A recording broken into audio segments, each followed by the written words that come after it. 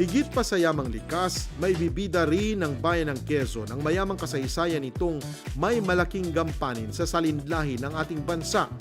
Patunay riyan ang makasaysayang Tabon Cave. Ang Tabon Caves po ay isang historical place kung saan noong unang panahon tayo po ay kinilala bilang Cradle of Philippine Civilization, pero ngayon kami po ay kinikilala bilang home of 50,000 years of Philippine prehistory in Southeast Asia. Nakausap namin ang French tourist na ito na ikinagagalak na nakapasyal sila sa lugar ng payapa.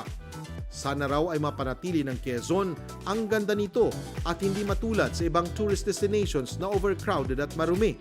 We wish that Quezon, Rizal, and other areas in Philippines are welcome to tourists. Welcome to tourists having only few money, as we have only few money, but not tourist business. Mayroon ding branch ng National Museum dito sa poblasyon ng bayan ng Quezon.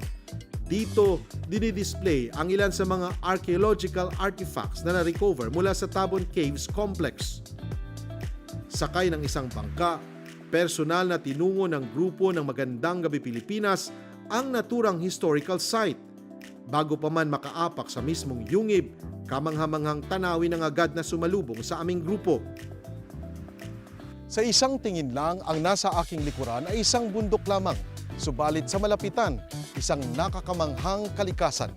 Isang kalikasang napakahiwaga na mahirap maipaliwanag dahil ang mahigit 200 mga kuweba nito ay patuloy na nagiging misteryoso. The Philippines' Cradle of Civilization, ito ang naging bansag sa Tabon Caves na matatagpuan sa Lipuon Point sa bayan ng Quezon. Sa 138 hektaryang sakop ng Lipuon Point, 105 hectares nito ay ang Tabon Caves Complex. Dekada 60 nang suriin ni Dr. Robert Fox at ilang mananaliksik mula sa National Museum ang mga yungib sa bundok na ito. Naging tirahan po siya, sir, ng mga Homo sapiens, no? Specific po, sir, yung sa Tabon Cave. And that is during Ice Age po, between 50,000 to 8,500 years ago. Sa mga isinagawang eksplorasyon, isang bungo ng Tabon Man, isa sa mga sinaunang tao sa Pilipinas, ang natagpuan sa kuweba.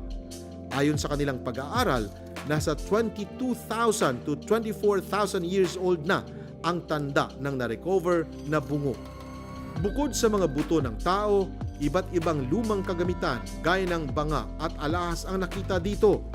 Ang Tabon Caves Complex ay kakikitaan ng 215 caves at rock shelters. In-assess natin lahat, 38 lang po yung mayroong tinatawag na may mga anthropological at saka archaeological artifacts na kuha. It is means po na nung 38 po na yun, doon po tayo nakakuha ng mga buto, bungo at saka mga banga. Sagana sa likas at kultural na yaman, ang Lipuon Point ay idineklarang Site Museum Reservation sa ilalim ng proklamasyon bilang 996 noong 1972. Noong 1979, ang Tabon Cave na ito dito sa bayan ng Quezon ay dinalaw ng dating Pangulong Ferdinand E. Marcos at ng kanyang asawang si Imelda Marcos. Dinalaw nila ito nang ipresenta ng isang anthropologist ang mga nadiskubring mga bungo at mga buto mula sa mga kauna-unahang taong naninirahan sa lugar na ito.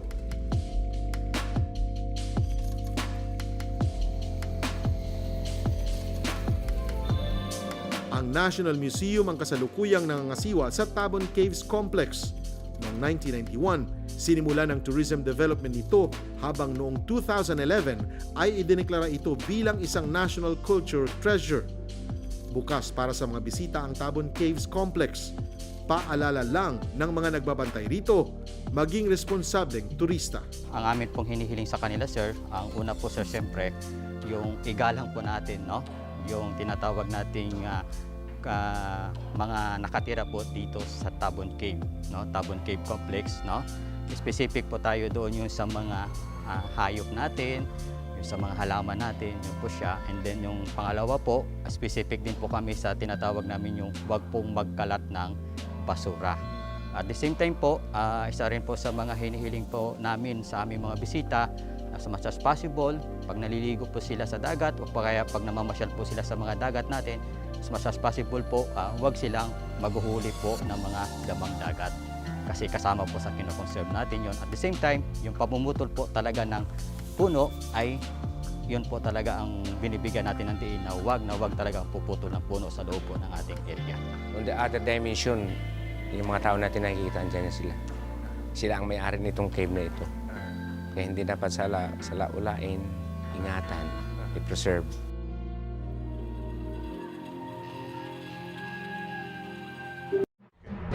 Magandang gabi, Pilipinas!